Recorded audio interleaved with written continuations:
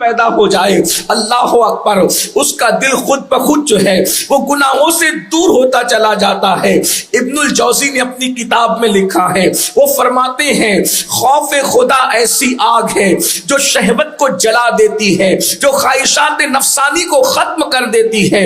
جیسے جیسے دل میں اللہ کا ڈر پیدا ہوگا، جیسے جیسے دل میں اللہ کی خشیت پیدا ہوگی، جیسے جیسے دل میں اللہ کا خوف پیدا ہوگا، انسان خود بخود جرائم سے دور ہوتا چلا جائے گا۔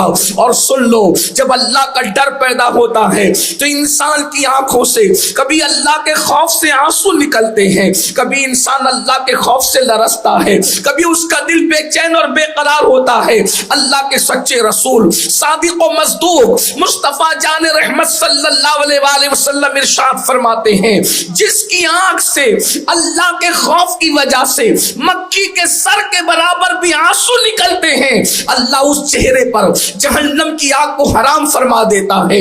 اللہ اکبر۔ ایک مقام پر حضرت سیدنا کعب احبار ارشاد فرماتے ہیں کہ اللہ کے خوف سے آنسو بہانا مجھے اپنے وزن کے برابر سونا خیرات کرنے سے زیادہ بہتر معلوم ہوتا ہے، یعنی اپنے وزن کے برابر سونا خیرات کرنا اس سے بہتر مجھے لگتا ہے کہ اللہ کے خوف سے آنسو بہایا جائے، خدا کی خشیت میں آنسو بہایا جائے۔ حضرت سیدنا عمرو ابن عاص رضی اللہ تعالیٰ عنہ ارشاد فرماتے ہیں اللہ کے خوف سے ایک آنسو کا بہایا جانا 1000 درہم خیرات کرنے سے زیادہ بہتر ہے۔ اللہ اکبر۔ آپ دیکھتے چلے جائیں، اللہ کے خوف سے رونے کی بڑی فضیلت ہے، بلکہ ایک مقام پر ارشاد فرمایا گیا جب کوئی بندہ اللہ کے خوف سے روتا ہے تو اللہ رب العزت اس کے گناہوں کی بخشش فرما دیتا ہے۔ ایک مقام پر ارشاد فرمایا گیا جب اللہ کے خوف سے رویا جاتا ہے اس رونے والے پر جہنم کی آگ کو حرام کر دیا جاتا ہے۔ میرے پیارے آقا صلی اللہ علیہ وآلہ وسلم کی کنیزوں، آج اللہ کا خوف ہمارے دلوں سے نکلتا جا رہا ہے، خشیت ربانی ہمارے دلوں سے کم ہوتی جا رہی ہے۔ آئیے میں پہلے آپ کے سامنے یہ بات رکھوں، ہم سب یہ چاہتے ہیں دلوں میں اللہ کا ڈر پیدا ہو، دلوں میں اللہ کا خوف پیدا ہو، دلوں میں اللہ کی خشیت پیدا ہو۔ ہاں انسان کی آنکھیں اسی لیے تو بہک رہی ہے، اللہ کا خوف دل سے نکلتا جا رہا ہے، انسان حرام اس لیے کھا رہا ہے، اللہ کا خوف اس کے دل سے نکلتا جا رہا ہے۔ آج حسن کی نمائش اس لیے ہو رہی ہے، اللہ کا خوف دل سے نکلتا جا رہا ہے۔ باریک اور پتلے لباس پہن کر اپنے جسم کے حسن کو جو ہے وہ ظاہر کیا جا رہا ہے تاکہ اللہ کا خوف دل سے نکل چکا ہے یا نکلتا جا رہا ہے۔ آج یہ میں آپ کو بتاؤں اللہ کا خوف پیدا کرنے کا طریقہ کیا ہے۔ صوفیہ فرماتے ہیں سب سے پہلی چیز اللہ رب العزت کی محبت، اس کی عظمت، اس کی ہیبت، اس کی بزرگی اپنے دل میں پیدا کرو۔ کس اللہ کے ماننے والے ہو، کس رب کے ماننے والے ہو؟ وہ اللہ جس نے اللہ اکبر بغیر کسی ستون کے آسمان کا سائبان پیدا کیا ہے، بغیر کسی کھوٹیوں کے زمین کا فرش بچھایا ہے، جس نے ستاروں کی انجمن سجائی ہے، جس نے اللہ اکبر کائنات کو وجود عطا کیا ہے، وہ اللہ جس نے محمد مصطفیٰ صلی اللہ علیہ وآلہ وسلم جیسی ہستیوں کو وجود عطا فرمایا ہے۔ ذرا سوچو تو صحیح، جن کو خدا نے بنایا ہے وہ اتنی شان والے ہیں تو اللہ اکبر بنانے والے کی شان کا عالم کیا ہوگا؟ جنہیں بنایا ہے ان کے حسن کا عالم یہ ہے تو اللہ اکبر بنانے والے کے حسن کا عالم کیا ہوگا؟ اللہ اللہ۔ اے خاتون جنت رضی اللہ تعالیٰ عنہ کی کنیزوں، اللہ کی شان پر معلوم کرو، اللہ رب العزت کی شان کے حوالے سے گفتگو کرو، مطالعہ کرو، یا اللہ رب العزت کی شان کے حوالے سے باتیں سنو، دل میں اللہ کا خوف پیدا ہوگا۔ اور دوسری چیز یہ تصور کرو اللہ دیکھ رہا ہے، ہم تنہائیوں میں ہے تب بھی اللہ دیکھ رہا ہے۔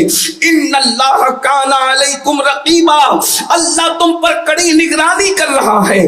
تنہائیوں میں گناہ کرنے والوں، کمروں میں چھپ کر گناہ کرنے والوں، غاروں میں چھپ کر گناہ کرنے والوں، سمندر کے کنارے گناہ کرنے والوں، یاد رکھو میرا رب ارشاد فرماتا ہے ہوا معکم اینما کنتم، تم جہاں کہیں ہو اللہ تمہارے ساتھ ہے۔ کتنا قریب ہے؟ نحن اقرب الیہ من حبل الورید، وہ تمہاری شہرت سے زیادہ قریب ہے اللہ دیکھ رہا ہے، ہر وقت دیکھ رہا ہے، وہ کڑی نگرانی فرما رہا ہے۔ اور اس کے بعد پھر اس کے عذاب کے متعلق سوچو وہ کتنا غیرت والا ہے۔ مصطفیٰ کریم رؤوف الرحیم صلی اللہ علیہ وآلہ وسلم ارشاد فرماتے ہیں سب سے زیادہ غیرت والا اللہ ہے، اور اللہ کے بعد سب سے زیادہ کسی کو اللہ نے غیرت دی ہے، فرمایا مجھ محمد کو غیرت عطا فرمائی ہے، روحی فدا صلی اللہ علیہ وآلہ وسلم۔ تو یاد رکھو وہ غیرت والا ہے۔ ارشاد فرماتا ہے ان بطش ربک لشدید، تیرے رب کی پکڑ بڑی سخت ہے۔ گناہ کرنے سے پہلے سوچو، جوانی میں گناہ کرنے والوں، اپنی خوبصورتی پر گناہ کرنے والوں، خوبصورتی پر اترا کر خدا کے غضب کو دعوت دینے والوں، ذرا غور تو کرو۔ وہ فرماتا ہے ان بطش ربک لشدید، تیرے رب کی پکڑ بڑی سخت ہے۔ اللہ اکبر، بڑے بڑے بادشاہوں کی پکڑ کی، کسی کو دریا میں غرق کر دیا، کسی کو سمندر میں غرق کر دیا، کسی کو لنگڑے مچھر سے ہلاک کر دیا، کسی کو زمین میں دھسا دیا، خبروں کے نشان مٹ گئے، خاندان کے خاندان مٹ گئے، نسلیں ختم ہو گئی۔ اللہ کی بندیوں یاد رکھنا، ہم سے پہلے روئے زمین پر بہت مالدار آئے، بہت حسن والے آئے، بہت طاقت والے آئے، بہت قوت والے آئے۔ جب انہوں نے اللہ کے غضب کو چیلنج کیا، اللہ رب العزت نے اللہ اکبر ان سے دولت چھین لی، ان سے مال چھین لیا، ان سے حسن چھین لیا، ان سے اولاد چھین لیا۔ تو یاد رکھنا اللہ کی پکڑ سخت ہے، جب اس پر غور کرو گے تو خدا کا خوف پیدا ہوگا۔ اور اس کے بعد پھر یہ بھی سوچو اللہ اکبر، اللہ رب العزت نے عذاب کیا تیار کر رکھا ہے۔ ایک مقام پر ارشاد فرمایا گیا ہے ان الابرار لفی نعیم وان الفجار لفی جحیم، نیکوں کے لیے جنت ہے اور نافرمانوں کے لیے جہنم ہے۔ اللہ اکبر، بالکل واضح طور پہ بات کر دی گئی۔ ایک مقام پر فرمایا گیا لا یستوی اصحاب النار واصحاب الجنہ، کیا جنت والے اور جہنم والے برابر ہو جائیں گے؟ نہیں نہیں، دونوں برابر نہیں ہیں۔ ایک مقام پر ارشاد فرمایا او انفسکم واہلیکم نارا، اپنے آپ کو اور اپنے اہل و عیال کو جہنم کی آگ سے بچاؤ۔ اے خاتون جنت کی کنیزوں، گناہ کرنے سے پہلے یہ تو سوچو ہمارا وجود کیا اللہ کے عذاب کو برداشت کر سکے گا؟ خدا کے عذاب کو برداشت کرنے کی طاقت ہمارے جسم میں ہے۔ اللہ اکبر، اگر میرا اللہ پہاڑوں پر اپنے عذاب کو ڈال دے تو پہاڑ بھی پگھل پگھل جائیں۔ جس کے عذاب کو پہاڑ برداشت نہیں کر سکتے، جس کے عذاب کو یاد کر کے فرشتے روتے ہیں، اللہ اکبر، ہمارا کیا بنے گا؟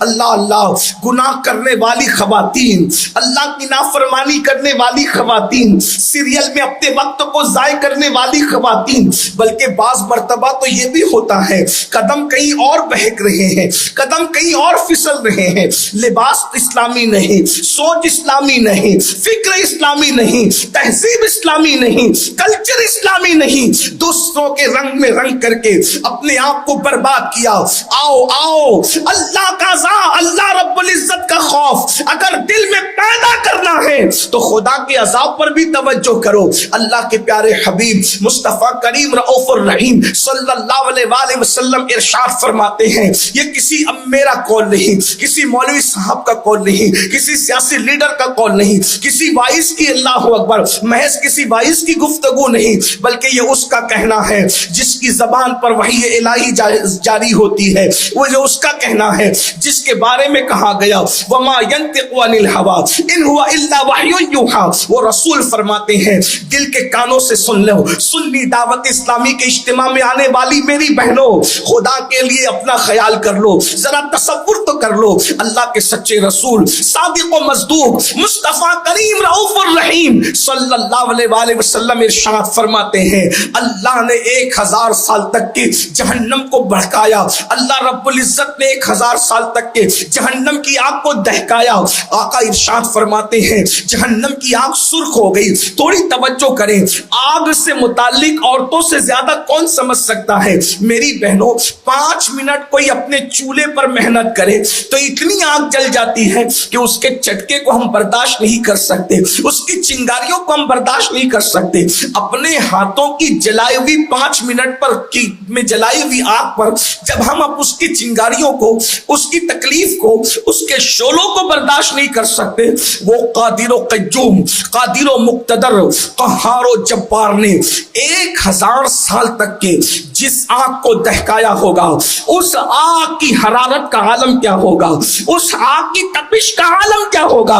1000 سال تک پر بات ختم نہیں ہوئی، پھر میرے کریم آقا صادق و مصدوق صلی اللہ علیہ وآلہ وسلم اپنی گفتگو کو جاری رکھتے ہوئے فرماتے ہیں 1000 سال تک کی آگ کو دہکایا گیا، آگ سرخ ہو گئی، اس کے بعد 1000 اور سال تک کے دہکایا گیا، فرمایا وہ آگ سفید ہو گئی، پھر فرمایا 1000 سال تک کے اور دہکایا گیا تو وہ آگ سیاہ ہو گئی۔ اس وقت جہنم کی آگ میں کوئی روشنی نہیں ہے۔ اے خاتون جنت کی کنیزوں، قدرت جس آگ کو 3000 سال تک کے دہکائے، قدرت جس آگ کو 3000 سال تک کے بھڑکائے، ذرا بتاؤ تو صحیح اس آگ کی حرارت کا عالم کیا ہوگا، اس آگ کی اللہ اکبر تپش کا عالم کیا ہوگا۔ سیدنا کعب احبار فرماتے ہیں جہنم کو بیل کے ناک کے ایک سوراخ جتنا مشرق کی طرف کھولا جائے گا تو مغرب میں جتنے لوگ موجود ہوں گے ان کے سروں میں ان کا بھیجا ایسے کھولنے لگے گا جیسے چولہے پہ رکھی ہوئی ہانڈی کے اندر پانی کھولنے لگتا ہے۔ اب بھی دلوں میں خوف پیدا نہ ہوگا، اب بھی دلوں میں خشیت پیدا نہ ہوگی، اب بھی اللہ کے ڈر سے ہم گناہوں سے دور نہ ہوں گے۔ اے خاتون جنت کی کنیزوں، اللہ اکبر، پتلے لباس کا شوق جو جسم کو اللہ اکبر لوگوں کے سامنے اوریاں کرتا ہے، آنکھیں ادھر ادھر دیکھ رہی ہے، کبھی کسی طرف توجہ ہے، کبھی کسی طرف توجہ ہے، کبھی سیریل کی اداکارہ کو اپنے لیے آئیڈیل بنایا گیا ہے، کبھی اللہ اکبر ناچنے والوں کو اپنے لیے آئیڈیل بنایا گیا ہے۔ اے خاتون جنت کی کنیزوں، آؤ، اگر یہ تصور ہے کہ اللہ تو معاف کرنے والا ہے، یقیناً اللہ معاف کرنے والا ہے، وہ رحمان ہے، وہ رحیم ہے، وہ ستار ہے، وہ غفار ہے، مگر آؤ میں آپ کے سامنے بتاؤں، اے خاتون جنت کی کنیزوں، جن خواتین کی عظمت کا عالم یہ ہے کہ ان کی نیکی، ان کا تقوی، ان کی پرہیزگاری پر پوری امت کا اتفاق ہے، ان خواتین کے دل میں اللہ کا خوف کیسے تھا، خدا کی خشیت کیسے تھی۔ آئیے میں آپ کے سامنے ایک مقدس خاتون کا ذکر کروں، ہم سب کی ام المومنین سیدہ عائشہ صدیقہ بنت صدیق، اللہ اکبر، کائنات میں یہ ایک ہی خاتون ہے، اس خاتون کی شان یہ ہے جس کے بستر پہ اللہ کا قرآن نازل ہوتا تھا۔ ذرا توجہ تو کریں، کیا شان والی خاتون ہے جس کے بستر پہ خدا کا قرآن نازل ہو، وہ ام المومنین سیدہ عائشہ صدیقہ کی ذات ہے، صدیقہ بنت صدیق، اللہ اکبر۔ ارشاد فرمایا کرتی تھی، اکثر کہتی تھی کاش عائشہ عورت بن کر پیدا نہ ہوتی، کاش عائشہ انسان بن کر پیدا نہ ہوتی، بلکہ عائشہ ایک درخت ہوتی تاکہ کوئی اسے کاٹ دیتا اور کاٹ کر کے میں جلا دی جاتی اور میرا قصہ تمام ہو جاتا، قیامت کے دن کے حساب سے بچ جاتی، رب کی بارگاہ میں کھڑے ہونے سے بچ جاتی۔ اے خاتون جنت کی کنیزوں، یہ کون کہہ رہا ہے؟ کسی مسجد کے امام صاحب، آج کل کے امام صاحب کی بیوی نہیں کہہ رہی ہے، سید الانبیاء کی زوجہ، اللہ اکبر، ام المومنین سیدہ عائشہ صدیقہ فرما رہی ہے۔ اور ام المومنین کی خصوصیت یہ ہے، اللہ اکبر، جس پر الزام لگتا ہے اللہ قرآن میں جس کی طہارت کو بیان فرماتا ہے، جس کی پاکیزگی کو بیان فرماتا ہے، اگر اللہ چاہتا کائنات کا ذرہ ذرہ صدیقہ کی طہارت کی گواہی دیتا، لیکن اللہ رب العزت نے محبوب کی زوجہ کی طہارت کو، ان کی پاک دامنی کو، ان کی عفت کو خود بیان فرمایا۔ ذرا تصور تو کرو، ایسی مقدس خاتون جس کے بستر پہ قرآن آئے، جس کے بستر پہ صاحب قرآن تشریف لائے، اللہ اکبر، وہ رب العالمین کے محبوب کی محبوب ہے۔ اللہ اللہ، آقا علیہ الصلوۃ و تسلیم کی شہزادی साहबजादी सैयदा फातिमा ज़हरा से किसी ने पूछा हुजूर को सबसे ज्यादा महबूब कौन था? इरशाद फरमाया सैयदा आयशा महबूब थी। कहा मर्दों में कौन था? फरमाया अब उनके वालिद अबू बकर महबूब थे। तवज्जो फरमाए, मेरे आका सल्लल्लाहु अलैहि वसल्लम की कनीज़ों, जो मेरे आका की महबूब हो उम्मुल मोमिनीन सैयदा खदीजा के विसाल के बाद सरकार ने अपनी अज़वाज में सबसे ज्यादा जिससे प्यार किया हो, सबसे ज्यादा जिससे मोहब्बत की हो, उनका खौफ खुदा तो देखो। कह रही है जिसका शौहर शाफ़ी यौमुन नुशूर हो, जिसका शौहर मालिक जन्नत हो, जिसका शौहर साहिब कौसर हो, वो कह रही है काश मैं औरत बनकर पैदा ना होती, इंसान बनकर मैं पैदा ना होती, बल्कि मैं एक दरख्त तो होती, मुझे काट दिया जाता। जरा तसव्वुर तो करो, जिसके करीब से कभी गुनाह गुजर कर भी न गया हो, जिसे खुदा ने खताओं से महफूज किया हो, उनका ये हाल है। वो अल्लाह से डर कर ये बातें कर रहे हैं। अल्लाह अकबर। ज़िना के अड्डों तक जाने वालों का क्या होगा? ब्यूटी पार्लरों तक जाने वालों का क्या होगा? गाने और गजलों की महफिलों में जाने वालों का क्या होगा?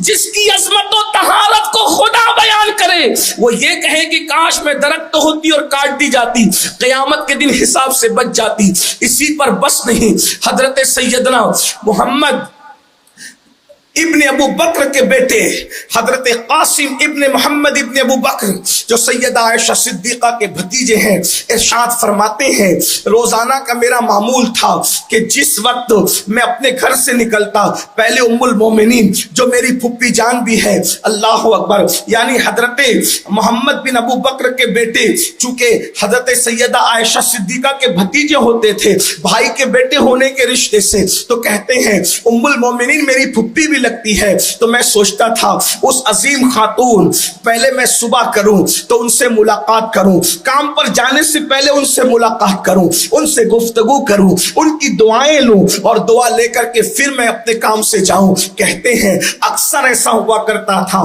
कि जब मैं सुबह के वक्त यानी चाश्त के वक्त उनके घर जाता तो मैं क्या देखता, वो चाश्त की नमाज पढ़ रही होती और उसके बाद इतना रो रही होती कि रोते रोते उनका दुपट्टा भीग जाता और खड़ी रहती। फरमाते मैं जवान होने के बावजूद भी उनके पीछे खड़े हो जाता और इंतजार करता, अब वो नमाज मुकम्मल करेगी, अब वो नमाज मुकम्मल करेगी। रोने से अब उनको इफाका होगा, मगर आंख से आंसू बह रहे हैं, खुदा के खौफ में आंसू बह रहे हैं, अल्लाह की खशियत में आंसू बह रहे हैं। अल्लाह अकबर। रोती जा रही है, दुपट्टा भीगता जा रहा है। यहां तक फरमाते हैं हजरत कासिम इब्न मोहम्मद इब्न अबू बकर कि मैं खड़े खड़े थक जाता, जवान होकर मैं खड़े खड़े थकता, लेकिन खुदा के खौफ और खुदा की मोहब्बत के अंदर आयशा सिद्दीक़ा उम्मुल मोमिनीन बराबर खड़ी रहती और अल्लाह रब्बुल इज्जत की बारगाह में एक ही आयत की तकरार करती रहती, एक ही आयत की तकरार करती रहती,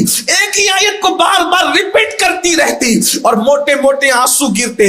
कहते एक दिन मैं उनसे मिलने के लिए गया, वही हालत में पाया कि नमाज में खड़ी हुई है, मैं पीछे खड़े होकर इंतजार करने लगा, वो जार जार रो रही थी। मैंने सोचा थक गया हूं, चलो चलकर अपना काम निपटाता हूं, बाजार जाता हूं, बाजार से वापस आता हूं, वापस आने के बाद फिर फुप्पी से मुलाकात करेंगे, उम्मुल मोमिनीन से दुआ लेंगे। उसके बाद फरमाते हैं हजरत कासिम इब्न मोहम्मद इब्न अबू बकर, मैं बाजार गया भी, बाजार में काम निपटा भी लिया, मेरा काम निपट भी गया। जब मैं वापस पलट कर आया तो मैंने उनको उसी हालत में पाया, एक ही आयत की बार बार तकरार कर रही है, आंसू बहा रही है, अल्लाह से मगफिरत तलब कर रही है, क़यामत के दिन खड़े होने के हवाले से बेचैन और बेकरार है।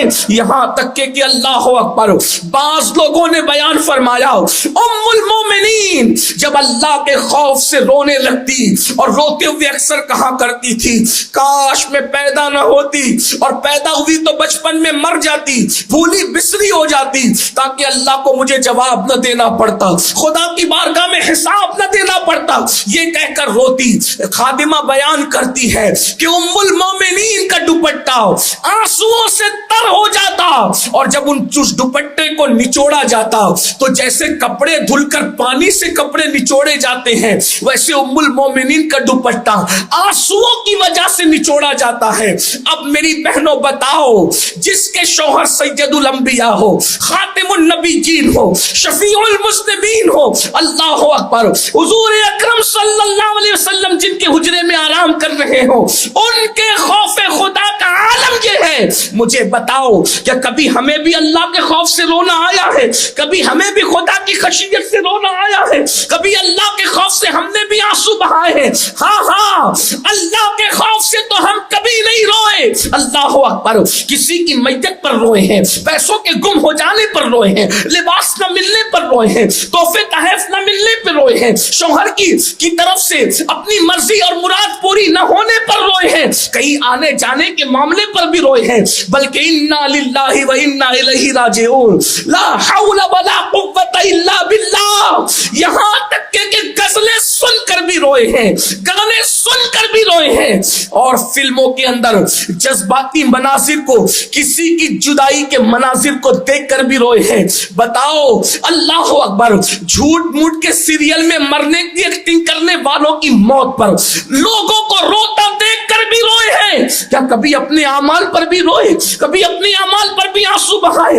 ऐ खातून जन्नत की कनीजों, बहुत मोहलत लेकर के नहीं आए हैं, बहुत मुख्तसर वक्त लेकर आए हैं। कितने दिन गुनाहों के आशियाने तामीर करोगे? कितने दिन तक के गुनाहों के अड्डों को आबाद करोगे? मेरा अल्लाह इरशाद फरमाता है, अल्लज़ी खलक़ल मौत वल हयात लियब्लुवकुम अय्युकुम अहसनु अमला। हमने जिंदगी और मौत इसलिए पैदा किया ताकि तुम्हारी जांच करे, तुम्हें आजमाए कि कौन थोड़ी सी जिंदगी पाकर अच्छा अमल करता है। रो लो अपने अमाल